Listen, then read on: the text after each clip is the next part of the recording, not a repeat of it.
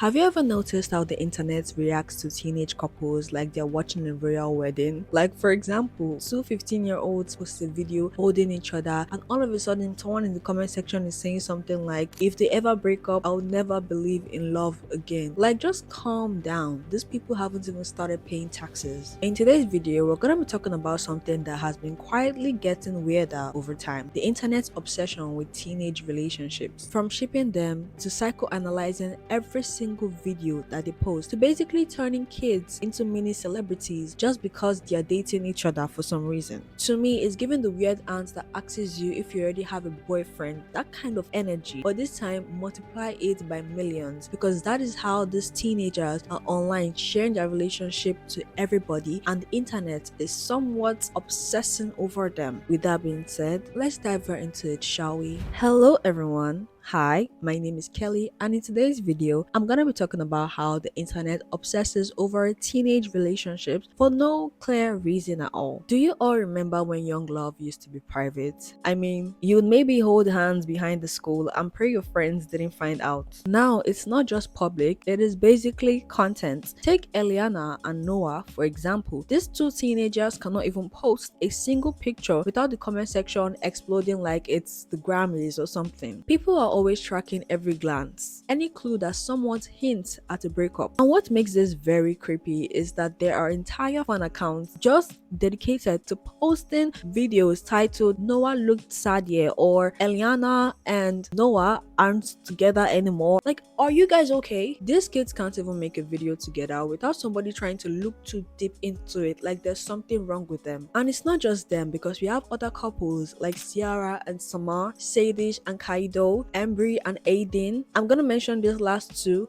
even though they're no longer together: Piper and Capri, and Kai and Alana. And mind you, most of these people I mentioned are under the age of 18. Some of them are 18 years old, while some are just over the age of 18, and they are still teenagers, and they're all constantly trending for doing normal teenage things like dancing, going on dates, or wearing matching hoodies. But the difference now is that they're performing love, they're not just experiencing it, because love gets clicks, love keeps the engagement high. And for the audience, they've literally started treating these relationships like a serialized TV show. Let's dive into shipping culture, but this time make it about teenagers. Now, don't get me wrong, shipping has always existed online. We've basically seen fandoms go crazy over fake relationships. I guess that is fine because we've somewhat normalized it. But somewhere along the line, the same energy got directed towards real kids. People often leave comments like, "You guys are actually so cute. If you break up, I will cry. Why can't they just kiss already?" At this point, Jackson should just move in with you. Imagine them having kids. Is Ciara pregnant? They finally kissed. Yay! Ellie, real question, when is the wedding? It's like people forget they're talking about actual children. This level of obsession blurs the line between entertainment and reality. Because when fans start rooting for relationships like it's a plot line, they start feeling entitled to updates. They literally expect to know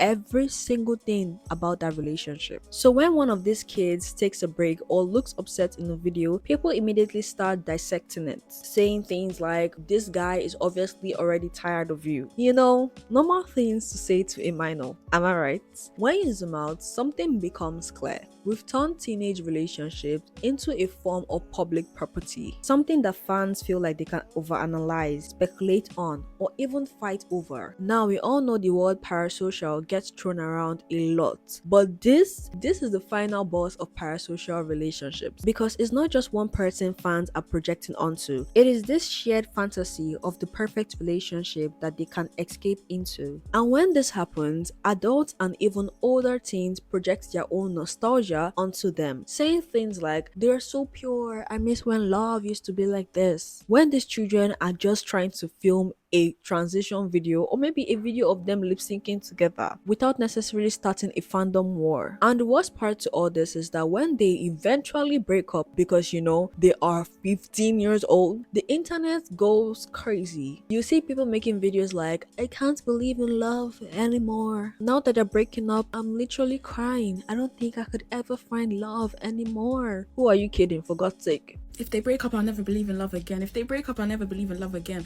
Guys, why do we always always saying this. Why is it every time you have those celebrities that have been together for a long time, on the internet they seem lovey-dovey, they seem happy, they seem, oh my day, like they're never ever gonna break up.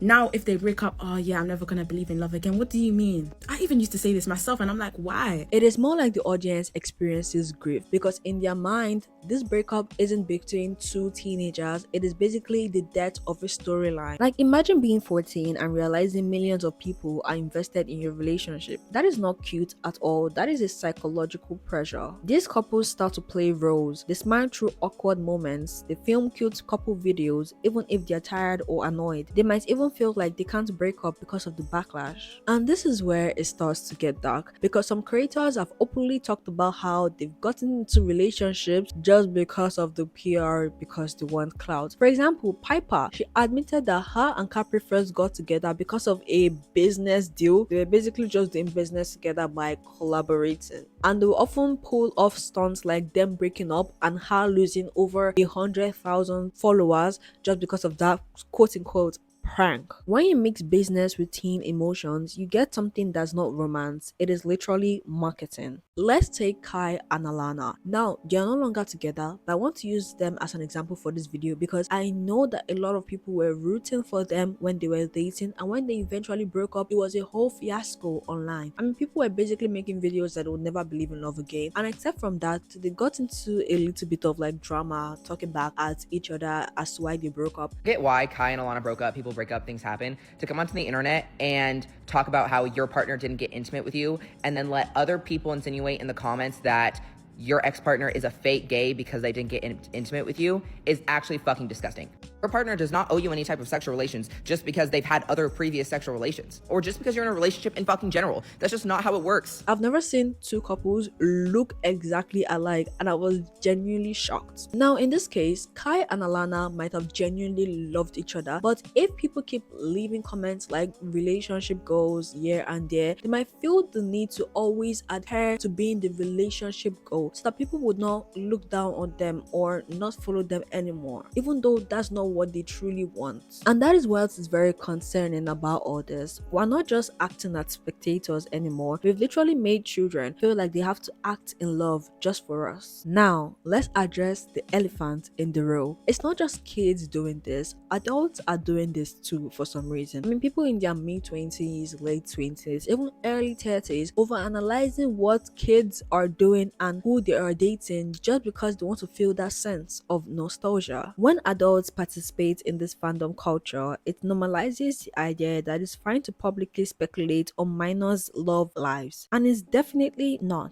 It is one thing to find them cute, and it's another thing to track their every move. I want to say this right now, and I don't want you to take offense to it, and if you do, sorry, not sorry, but if you're over the age of 22 and you're overly invested, I mean emotionally invested in whether two 15-year-olds are dating, then that is not a fandom, that is literally projection. And it's so easy to see why this obsession feels harmless. Social media blurs everything from privacy to age to boundaries. The way these teens are edited and styled makes them look older than they actually are. They are literally part of influencer culture, and keep in mind that influencer culture sells relatability. I've noticed that viewers always think that these people are just like them, but they're really not just like you, because these people are under public pressure while the algorithm profits off the couple videos that they make online. Because the more we click, the more the algorithm pushes out this content, the more attention they get, the more the fans obsess over them. It's like a never-ending cycle until one person eventually burns out, and it's usually targeted at teenagers for some reason, which makes this whole thing extremely weird. When one of these couples eventually breaks up, the internet treats it like a national tragedy. Fan accounts start mourning, people pick sides, some even harass the other person